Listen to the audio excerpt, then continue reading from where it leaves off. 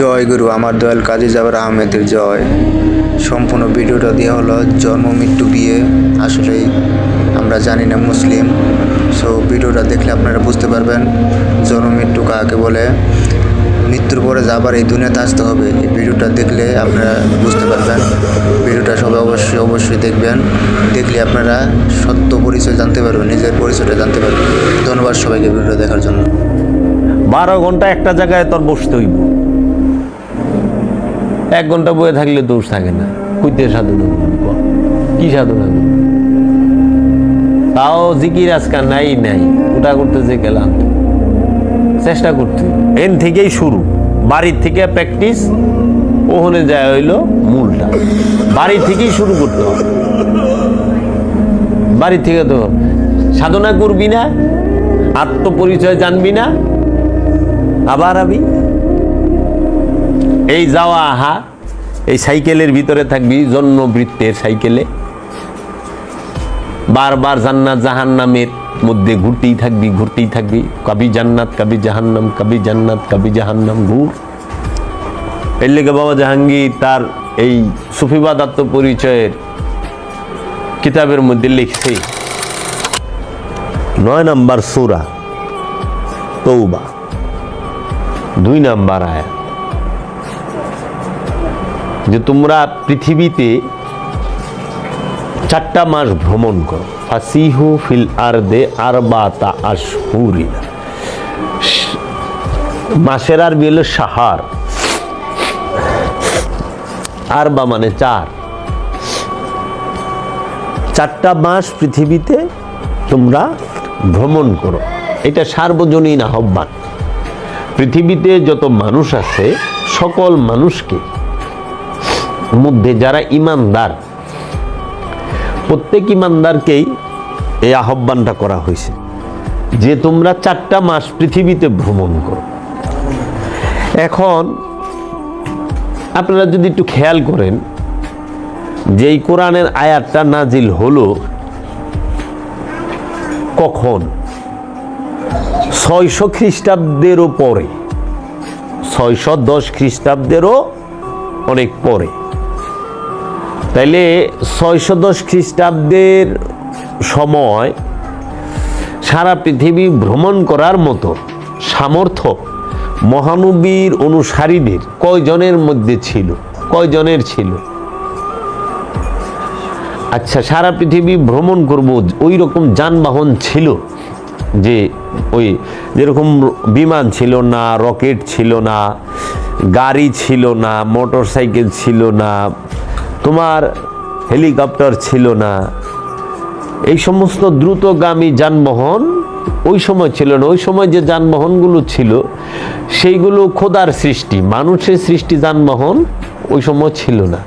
যেরকম খোদায় সৃষ্টি করছে তোমার উট, ঘোড়া, গাধা, খচ্চর, এইগুলোতে চৈরা হাতি, এগুলোতে চৈরা তখন দেখা গেছে যে মানুষ এক স্থান থেকে আরেক স্থানে যাতায়াত করত।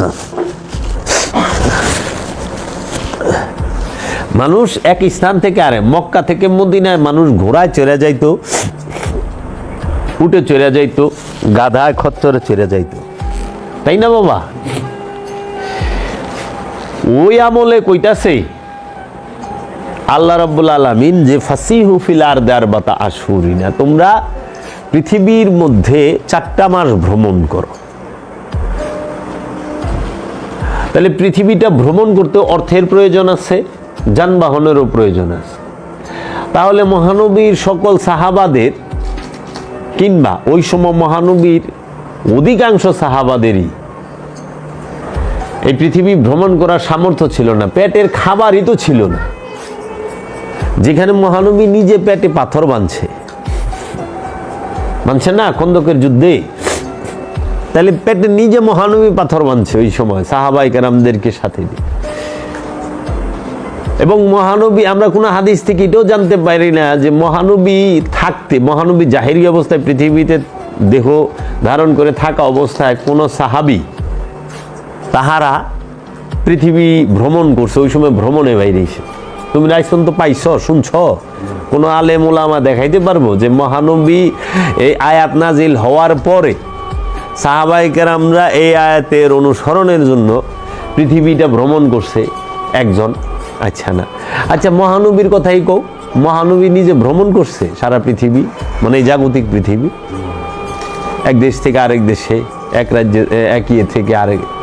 চীনে গেছে মহানবী দেহ জাহিরিভাবে, উটে চৈরা গাদায় চৈরা ঘোরা না, আধ্যাত্মিকভাবে যাইতে পারে, আধ্যাত্মিকভাবে গেছে, কিন্তু জাহিরিভাবে তো না। তাহলে মহানবী যেই কথাটা কোরআনে যা আসলো, এ আল্লাহর হুকুম যে পৃথিবী ভ্রমণ করো। এই পৃথিবী বলতে আর্থ, পৃথিবী আর্থ বলতে পৃথিবী বোঝায়। এখন আর্থ বলতে বড় বড় মুফাসসির এবং বড় বড় তাফসীর কারকগণ, তারা অনুবাদকারীরা বড় বড় যারা আছেন তাফসীর কারকগণ, তারা বলছে এই আর্থ বলতে পৃথিবীকেও বোঝায়, আবার এই দেহকেও বোঝায়। এই দেহটাও একটা পৃথিবী। আবার আমরা যে বাস করি, গাছপালা তরুলতা, এই যে বাড়ি ঘর, গরু ছাগল, যা কিছু বাস করে পৃথিবীর মধ্যে, এইটা পৃথিবী, দেহ পৃথিবী। এখন আমরা যদি এই আয়াতটাকে এই পৃথিবী নামক যে গ্রহ, এই গ্রহের মধ্যে দেই, তাহলে হিসাব মিলে না বরাবর। কারণ পৃথিবী ভ্রমণ করতে পারে একমাত্র ধনী মানুষ এবং সুস্থ মানুষেরা। অসুস্থ মানুষ, ধনী হোক কিন্তু অসুস্থ, ভ্রমণ করতে পারবে না। সুস্থ এবং ধনী, সম্পদশালী, তাও অনেক সম্পদ লাগবে, তাও এই যুগে। ওই যুগে তো সম্ভবই না 1450 বছর আগে, কারণ ওই সময় হাঁটা, গোড়া, গাদা, খচ্চর, হাতি, উট, এগুলাই চড়ে যাওয়ার লাগতো। তাইলে এখন যদি এই দেহ নামক পৃথিবীর কথা বলা হয়, তাহলে এই দেহ নামক পৃথিবীতে সবাই ভ্রমণ করতে পারে। গরিব, মিসকিন, অনাথ, ইয়েতিম, সুস্থ অসুস্থ, সবাই, ধনী গরিব সবাই পারে। তাহলে খোদার বাণী সার্বজনীন, রসুলের বাণী সার্বজনীন। তাহলে এই দেহ ভ্রমণের সাথে এই আয়াতটা মিলে। এর জন্য এখন কেন পৃথিবীতে ভ্রমণ করতে বললো 4টা মাস? যে তুমি সত্য কিছু দেখবা, রহস্যের কিছু জানতে পারবা, দেখতে পারবা। এখন সকল রহস্য সেটা কোথায় থাকে? আপন দেহ এবং মনে। বাবা জাহাঙ্গীর, আমার দয়াল মুর্শিদ কেবলাও কাবা এবং বাবা বেদম ওয়ারসি, বাবা জাহাঙ্গীর বলছে মারেফতের একমাত্র মূল কেন্দ্র ভূমি হচ্ছে আপন দেহ এবং মন। মারেফতের মূল কেন্দ্র এবং ভূমি হচ্ছে আপন দেহ এবং মন। মন হইল কেন্দ্র আর ভূমি হইল দেহ। এই দেহ মনকে কেন্দ্র করে মানুষের এই মোরাকাবা মুশাহেদা করতে হয়, দেহ এবং মনের গবেষণা করতে হয়। এবং এই দেহ এবং মনের মাঝেই সমস্ত রহস্যের ভান্ডার। এটা বাবা জাহাঙ্গীরও বলেছেন, আল্লামা ইকবালও বলেছেন, বাবা জান শরীফ শাহ সুরেশ্বরীও বলেছেন যে ইয়ে জিক্রে মিম, ইয়ে বেশবি, ইয়ে বুরআক, ইয়ে বেসরুর। এই দেহটাই হচ্ছে মিমের জিকির, এটাই হচ্ছে দ্রুত বেসরুর, রহস্যের ভান্ডার। এটা ইয়ে বুরআক, দ্রুতগামী বাহন। ইয়ে শবি, তেরি খুদি কে নিগেবা নেহি তো কুছ ভি নেহি। তুমি যদি তোমার নিজের দিকে না তাকাও, বাহিরে কিচ্ছু পাবা না, বাহিরে কিছুই পাবা না যদি তুমি তোমার নিজের দিকে না তাকাও। দৃষ্টি তোমার এই দেহের ভিতরে, দৃষ্টি বাহিরে না। একটা গাছ, সেটা কখনো বাহিরে না, ওটা গাছের জন্য বাহিরে, কিন্তু তোমার জন্য বাহিরে না, ওটা তোমার চোখের মধ্যে। চোখ বন্ধ করো, তোমার মধ্যে আর গাছ নাই, তোমার সামনেও গাছ নাই। এই আমি এখানে বইয়া রয়েছি, তুমি দেখতেছো না, কিন্তু আমি করলে তোমার ভেতরে, তোমার দৃষ্টির ভেতরে, চোখের ভেতরে। আমি এখানে আছি, এটা আমার কাছে, কিন্তু তোমার কাছে হইলো আমি তোমার চোখের ভিতরে। তুমি চোখ বন্ধ করো, আমি আর এখানে নাই, খালি এমনি বন্ধ করো, দেখা তুমি আমার এখানে দেখবা না। এর জন্য ভয় তোমার ভেতরে, হিংসা তোমার এই দেহ মনের ভেতরে, ভয় তোমার ভেতরে বাবা। ভয় বাইরে না, জিন বাহিরে না, দেও দানব বাহিরে না, ভূত পেতনি বাহিরে না, তোমার ভেতরে। প্রমাণ আপনি কইবেন দলিল কই? ভূত পেতনি এগুলা তো বাহিরে থাকতেই পারে না, কারণ এই সৃষ্টি জগতে যাহা কিছু আছে আল্লাহ নিজেই কইতেছে ইউসাব্বিহু লিল্লাহি মা ফিস সামাওয়াতি ওয়া মা ফিল আরদ। আসমান এবং জমিনে যাহা কিছু আছে সব কিছু আল্লাহর তাসবিহ পাঠ করে। পিশাচে তো আল্লাহর তাসবিহ পাঠ করতে পারে না, পারে না। বাহিরে ক্ষতিকর কিছুই নাই, সব তো হৃদয়ে বাস করে। ক্ষতিকর যা কিছু আছে সব আমার ভেতরে, আমার অন্তরে, আমার মনে, আমার কলবে। আমি সারা জীবন মোল্লা গোপিসে ঘুরে ঘুরে দেখলাম, এরা খালি শয়তান দেখাইলো গাছে, শয়তান দেখাইলো মাছে, শয়তান দেখাইলো বাইরে, শয়তান দেখাইলো হেনে, শয়তানের দোকা বাইরে, শয়তানের অমুক তমুক। এখন আমি বাবা জাহাঙ্গীরের কাছে যাইয়া দেখি, বাবা জাহাঙ্গীর কোরআন থেকে প্রমাণ করে দিছে কোরআনে শয়তানের কথা 100 বারের উপরে আছে, 65 বার কোরআনে শয়তানের উল্লেখ আছে। এই শয়তান এই সৃষ্টি জগতে কোথাও থাকার পারমিশন শয়তানকে আল্লাহ দেয় নাই, পারমিশন দেয় নাই। সব সৃষ্টি জগতে সবকিছু তো হৃদয়ে বাস করে, শয়তান শুধু জিন আর ইনসানের অন্তরে থাকে। আর জিন আর ইনসানের অন্তরে থাইকেই শয়তান তোমাকে ভয় দেখায়, তোমাকে লোভ করায়, তোমাকে হিংসা করায়, তোমাকে অহংকার করায়, তোমাকে কামনা বাসনা জাগায়। তাহলে তোমার ভেতরে না, দেহেও না, অন্তরে। তাহলে এই দেহের পৃথিবীতে ভ্রমণ করতে গেলো কেন? রহস্য কিছু দেখার জন্য। তুমি যদি দেহে ধ্যান করো, দেহের ভিতরে, তুমি এই দেহের ভিতরে কি দেখবা? তুমি এই দেহের ভিতরে সর্বপ্রথম যাকে দেখতে পাইবা সে হইল খান্নাস রূপী শয়তান। তুমি যখনই দেহে ভ্রমণ করতে যাইবা, ধ্যানে যাইবা, ধ্যানের রাজ্যে প্রবেশ করবা, ধ্যান করতে বসবা, তখনই সর্বপ্রথম যার সাথে মোলাকাত হবে তোমার, সে হইল খান্নাস রূপী শয়তান। শয়তানের সাথে মোলাকাত হবে। শয়তান ছাড়া ধ্যানের রাজ্যে গেলে আর কারোর সাথে প্রথমে মোলাকাত হবে না।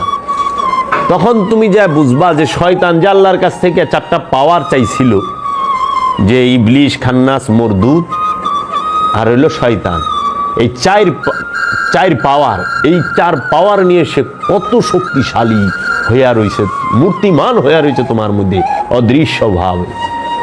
তুমি ধ্যানে গেলে টের পাইবা। হায় হায়, এই খান্না। এই জন্য আল্লাহ কোরআনে সূরা নাসে বলছে, কুল আউযু বিরাব্বিন নাস মালিকিন নাস ইলাহিন নাস মিন শাররিল ওয়াসওয়াসিল খান্নাস।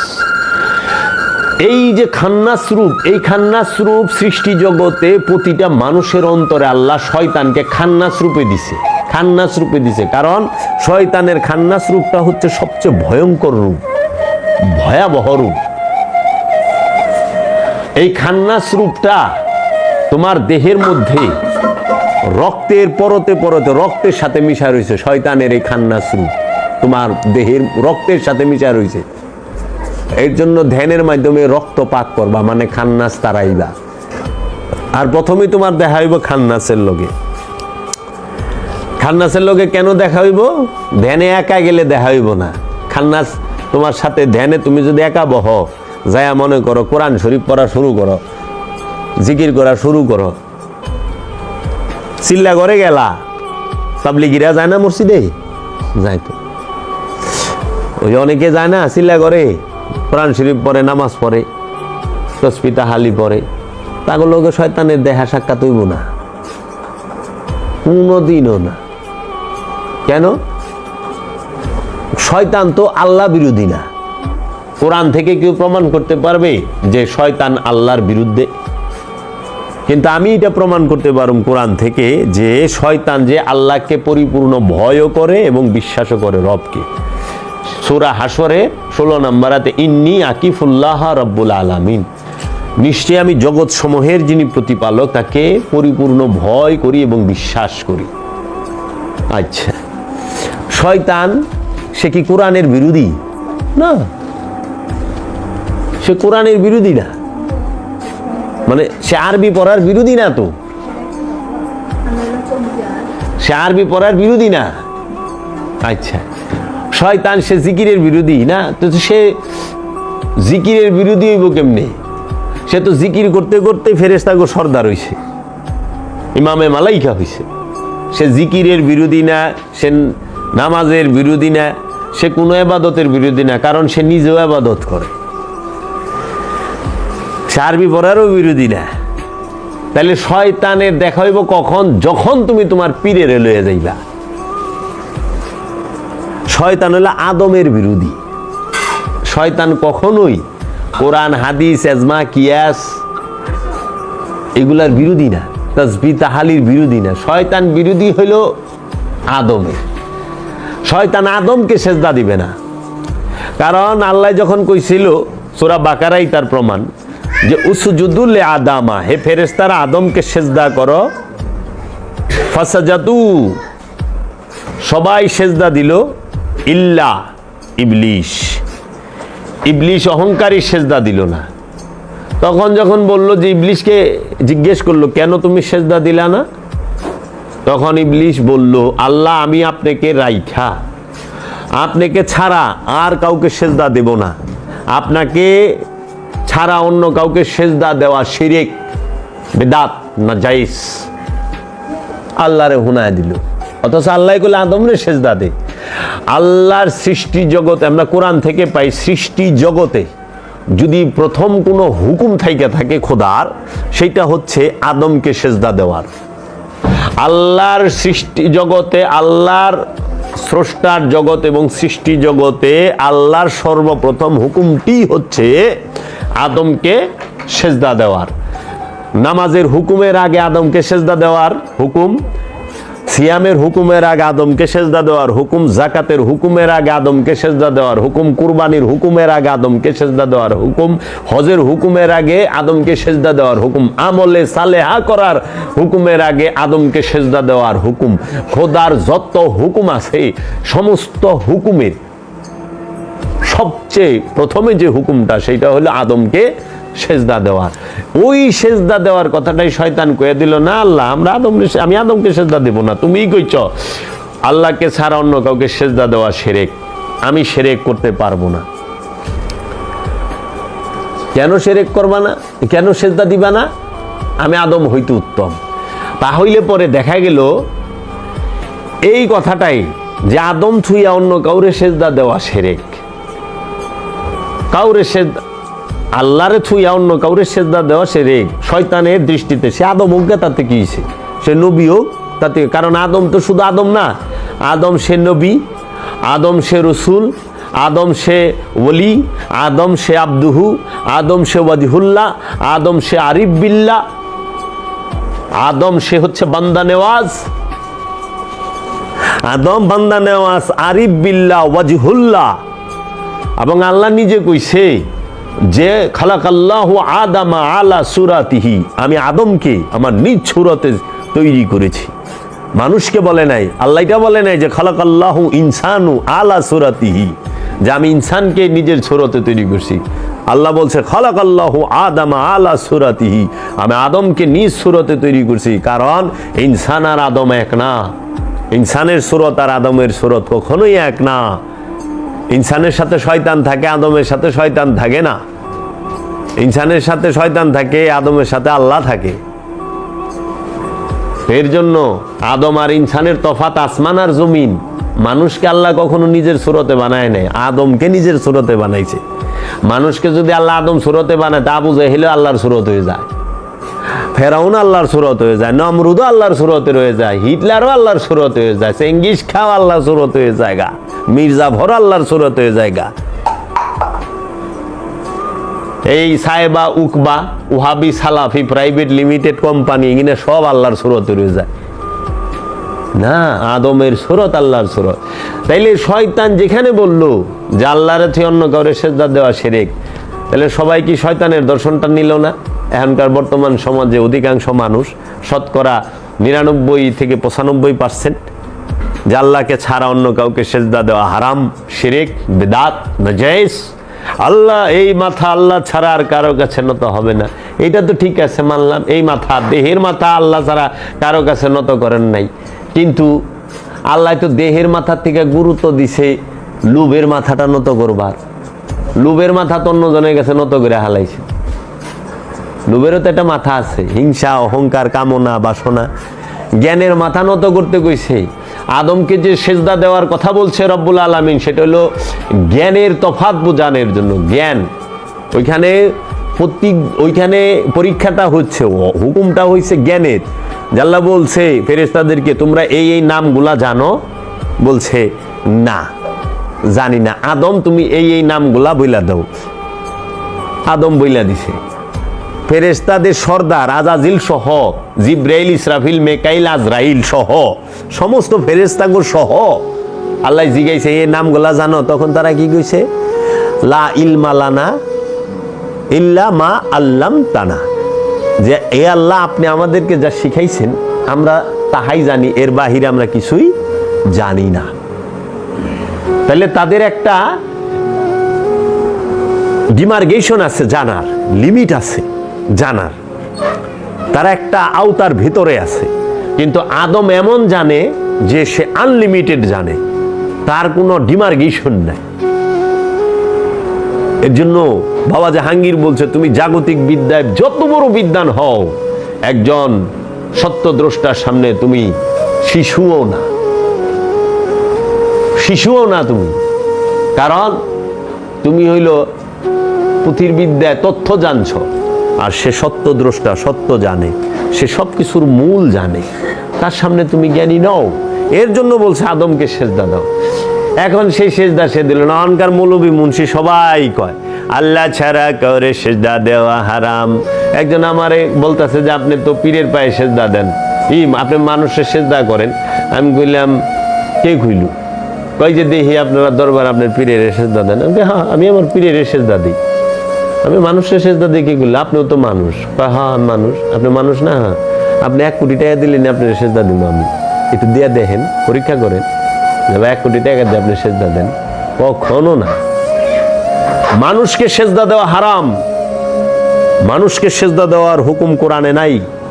আদমকে সেজদা দেওয়ার হুকুম কোরআনে সব জায়গায় আছে। আদম ছাড়া সেজদার জায়গা নাই। আল্লাহকে যদি কেউ সেজদা করতে চায়, আল্লাহকে যদি কেউ সেজদা করতে পারে, সেটা আদমের মাধ্যমে। আল্লাহকে কেউ সেজদা করতে চাইলেই আদমের মাধ্যমে করতে হবে। আদম ছাড়া সেজদা হবে না। যেই রকম মেজাজিতে বুঝেন, হাকিকিতে বুঝেন না কে? হাকিকিতে যদি আল্লাহর জাতকে সেজদা করতে চান, সেটা আদমের মাধ্যমে করতে হবে। আর মেজাজিতে যদি করতে চান, তাইলে কেবলার মুখী হইয়া মসজিদুল হারাম, কাবা শরীফে সেজদা করতে হয়। কাবার মাধ্যমে আল্লাহরে সেজদা করতে হয়।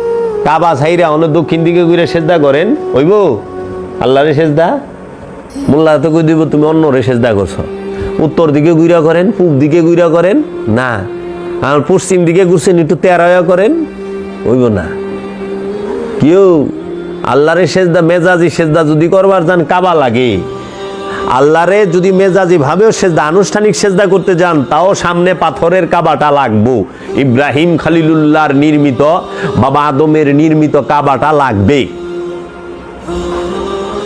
আর যদি রব্বুল আলামিনকে হাকিকি সেজদা দিতে চান, তাহলে রব্বুল আলামিন যে কাবা বানাইছে, সেই হাকিকি কাবাকে সেজদা করতে হবে। এর জন্য রবকে হাকিকি সেজদা দিতে গেলে রবের হাকিকি কাবাকে সেজদা করতে হবে। আর যদি তুমি আল্লাহকে মেজাজি সেজদা দিতে চাও, তাহলে আল্লাহর রসুলের নির্মিত, আল্লাহর নবীর নির্মিত যে মেজাজি কাবা, পাথরের কাবা, সেই কাবাকে সেজদা দিতে হবে। এর জন্য ওই পাথরের যে কাবা, মেজাজি যে কাবা, আনুষ্ঠানিক যে কাবা, রূপক যে কাবা, সেই কাবাকে সৃষ্টি জগতের সমস্ত চোর, চিটার, বাটপার, লুচ্চা, বদমাইশ, লাফাঙ্গা, সুদখোর, ঘুষখোর, সম্পদ আত্মসাৎকারী, সম্পদ জমাকারী, এতিমের হক মাইরা তারাও কাবায়, ওই কাবা সেজদা দিতে পারে। মেজাজি কাবায় তারা থাকতে পারে। দেখেন পৃথিবীর সব ধনীরা যায়, এরা বেশিরভাগই আত্মসাৎকারী, জুলুমকার। কিন্তু হাকিকি কাবাকে, আদমকে খান্নাস মুক্ত না হয়ে সেজদা দেওয়া যায় না। মোহরা দেওয়া যায়, চেষ্টা চালানো যায়, আমরা যে সেজদা দিই, কিন্তু আদমকে সেজদা দিলে গেলে তার কাছে আত্মসমর্পণ করার লাগে। আত্মসমর্পণ ছাড়া আদমকে সেজদা দেওয়া যায় না। আদমের গুণে গুণান্বিত হইতে হয়, তার রূপে রূপবান হইতে হয়। এর জন্য সেজদা দিতে গেলে আল্লাহকে, রব্বুল আলামিনকে, হাকিকি রবকে সেজদা দিতে গেলে, আল্লাহকে সেজদা দিতে গেলে আদমের মাধ্যমেই দিতে হবে। হেদায়েত, রব হেদায়েত করে সমস্ত জগতে সবাইকে, আল্লাহ হেদায়েত করে, কিন্তু আদমের মাধ্যমে করে।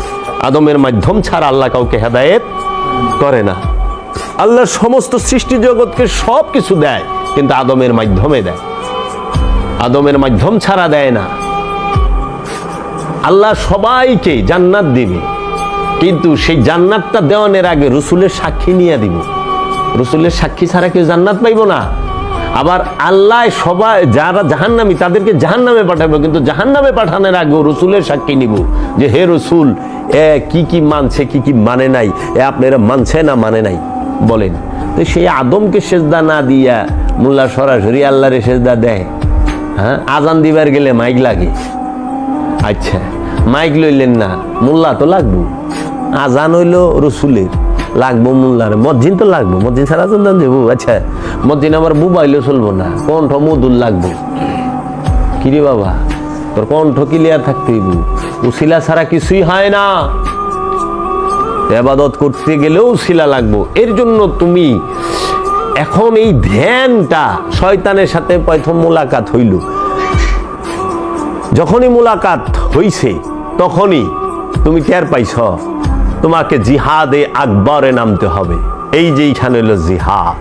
আল্লাহ কোরআনে যে জেহাদের কথা কইছে সেটা কখনোই তরবারির জেহাদের কথা বলে নাই। তরবারির জেহাদ হইল মেজাজি, ওটা কখনো কখনো হয়। মহানবীর সব সাহাবারা কি তরবারির জেহাদে যায় পারছে, অংশগ্রহণ করতে পারছে না। তরবারির জেহাদ হইল কিছু সময়ের জন্য, কখনো কখনো, কাভি কাভি। কিন্তু আল্লাহর কোরআনের যে আহ্বান যে তোমরা জিহাদ করো, জিহাদ করার হুকুম, এইটা হচ্ছে প্রতিটা মানুষের নফসের সাথে খান্নাস রূপী শয়তানকে মিশিয়ে দেওয়া হয়েছে পরীক্ষা নেবার জন্য, খোদা ইচ্ছাকৃতভাবে। এই খান্নাসের বিরুদ্ধে নফসকে বলছে জিহাদ করতে। নফস সবসময় খান্নাসের বিরুদ্ধে জিহাদ করব। এই জিহাদে ঢাল হিসাবে, তার ঢাল হিসাবে সে এই নফস নিবে হচ্ছে তার মুর্শিদকে, তার আপন পীরকে, যেন সেই জিহাদে খান্নাসের সাথে না হারে। আর খান্নাস এই নফসকে হারানোর জন্য সে ঢাল হিসাবে নিবে দুনিয়াকে। খেয়াল করো বাবা, মন দিয়া শুনো, যে একটা কামেল অলি পাওয়া এটা শত জনমের ভাগ্য বাবা। আমি বাবা জাহাঙ্গীর পাইছি, শত জনমের ভাগ্য আমার। বাবা জাহাঙ্গীর কইতো 2-1000 বছরে একবার আহে বাবা জাহাঙ্গীর, আর তুই আমার নিজ চোখে দেখছস, কত জনম পরে তুই আমার কাছে আইলি। তুমি এই রাজ্যে না গেলে বুঝবা না বাবা যে বাবা জাহাঙ্গীর কি, বাবা জাহাঙ্গীর কে। কোরআনের মূল জিহাদি হচ্ছে প্রতিটা নফস খান্নাস রূপী শয়তানের বিরুদ্ধে জিহাদে লিপ্ত হবে। এই খান্নাসের বিরুদ্ধে জিহাদ করবে শয়তান নফস। আর এই জিহাদ করতে একটা নফস সে ঢাল হিসাবে, তার সাহায্যকারী হিসেবে তার আপন গুরু, আপন পীর, আপন রসুল, আপন মুর্শিদকে নিবে। আর খান্নাস এই নফসকে হারানোর জন্য সে দুনিয়ার ঢাল হিসাবে নিবে। সে ওই সাধনায় তোমাকে দুনিয়ার লোভ দেখাবে, দুনিয়ার বিভিন্ন বিষয়, বাসনা, কামনা সব জাগায় তুলবো। এই দেখ, তুই এখানে কি রে বই রেছিস এই গোর চিল্লায় কবরের ভিতরে? তুই কেন বই রইছিস এই চিল্লা ঘরের মধ্যে, এই জঙ্গলের মধ্যে? তোর ঘরে কত সুন্দর বিবি বই রইছে, তোর বাচ্চা কাচ্চা কান্তাছে, তোর দোকান বন্ধ রইছে, তোর ব্যবসা বাণিজ্য বন্ধ রইছে।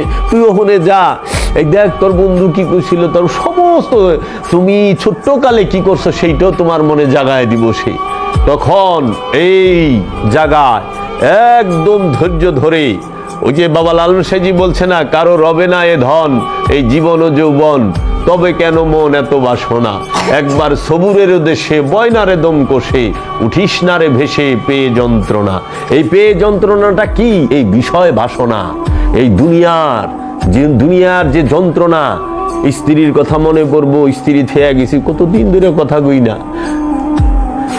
এই সাধনায় গেছি, মুখ একবারে বন্ধ, নিজের জন্ম দেওয়া সন্তানের সাথে কথা বলা যায় না, নিজের স্ত্রীর সাথে কথা বলা যায় না, গর্ভধারিণী মা, জন্মদাতা পিতা, আপন রক্তের ভাই বোন, কারোর সাথে কথা বলা যায় না। কারণ আমি যে কাফনের কাপড় পরছি, মরায় তো কথা কয় না, তাহলে হেরামের কাপড়, কাফনের কাপড় পরছি, কথা কমু কেন? মরায় কথা কয় না। এর জন্য মৃত মানুষ যারা আছে, এই মৃত মানুষ, একটা মৃত মানুষের দিকে খেয়াল করলে তুমি সাধনা শেখা যাইবা, যে মৃত মানুষ যা যা করে সাধনায় বৈশা তুমি তাই তাই করবা। মৃত মানুষকে যদি কেউ পোস্টমর্টেমেও নেয়, হাত কাটে, পা কাটে, পেট ফাড়ে, মাথা ফাড়ে, যাই করুক, কিংবা কেউ গোসল দিতে যায়, সমস্ত কাপড় খোলায়, অঙ্গ প্রত্যঙ্গের চুল টুল পরিষ্কার করে না, কাইটা যাক, ফাইরা যাক, ঠান্ডা পানিতে গোসল করা, গরম, কোনো কিছু কয় যে আমার গরম লাগে, আমার ঠান্ডা লাগে, আমার কাইটা গেছে, আমার জলতা আছে, ভারতা আছে, কিচ্ছু কয় না। ওই সাধনার মধ্যে তোমার যে যত আঘাত করুক, যা কিছু করুক, যা করুক, কিচ্ছু বলা যাবে না, চুপ। মরায় মাতে না, মরায় কথা কয় না, মরায় জিজ্ঞেস করে না, মরায় প্রশ্ন করে না, মরার চাহিদা নাই, বুঝছো বাবা? তাইলে এই সাধনায়, আচ্ছা, স্ত্রী পুত্র সব কিছু থেকে তুমি আড়াল হও। খাবার দাবার এন থেকে তুমি কমাও, কারণ খাবারটা শুধু বাঁচার জন্য। খান্নাস তোমাকে এন থেকে যেমনি উঠাই দিবে, এইটা তার একটা জ্বলন্ত প্রমাণ। তোমাকে যেভাবে হোক সে থামাবে, সে অগ্রসর হইতে দিবে না। শুধু এই জায়গায় তুমি এখানে সারাক্ষণ গান বাজো, একটা মানুষ উঠবো না, লড়বো না, সারা রাইতে লড়বো না, এটাই নিয়ম। এখানেই ধৈর্য ধরতে হবে তোমার। তুমি হারে হারে টের পাইবা যখন তুমি মনে প্রাণে সাধনায় যাইবা। আছে না অনেকে সাধনায় বসে, যে আমি চিল্লা আইছি, কোনো মতে দিনটা পার হইলেই হয়, খালি সময়টা আমি একটা সার্টিফিকেট না। বাবা জাহাঙ্গীর কিছু তোর মনে কি জিদ নাই রে বাপ? তুই বউ ছাড়ছস, পোলাপান ছাড়ছস, বাড়িঘর ছাড়ছস, ব্যবসা বাণিজ্য ছাড়ছস, আত্মীয় স্বজন, দেখো কত কিছু ছাড়ন লাগে, মনে কি তোর জিদ নাই? যে আমি যখন আইছি সাধনায়, তো সাধনাটা সাধনার মতো করুন, জানি আমি এখান থেকে কামিয়াব হয়ে যাই, ফেল না হই, জানি আমার দয়ালে বলে যে না রে বাবা, তুই সাধনা করছো, তোমার মধ্যে পরিবর্তন আসে। এখানে কত রকম রূপ দিব, ই করব। তো তুমি দেখো একটা জিনিস বাবা, যখনই তুমি এই ঘরে ঢুকবা, এই দেহে তুমি ভ্রমণ করতে ঢুকবা, সর্বপ্রথম খান্নাসের লগে সাক্ষাৎ। খান্নাসের লগে তোমার জিহাদ হইতে যখন তুমি খান্নাস দুনিয়া নিয়ে তোমার সামনে আইব, আর তুমি খান্নাসের বিরুদ্ধে তোমার আপন গুরুকে নিয়ে যাইবা। যখন তোমার এই দেহের মধ্যে, এই দেহ কাবা এবং হৃদয়ে, তোমার অন্তরে, কলবে তোমার গুরুকে, তোমার হৃদয়কে এবং তোমার দেহকে আপন মুর্শিদের মধ্যে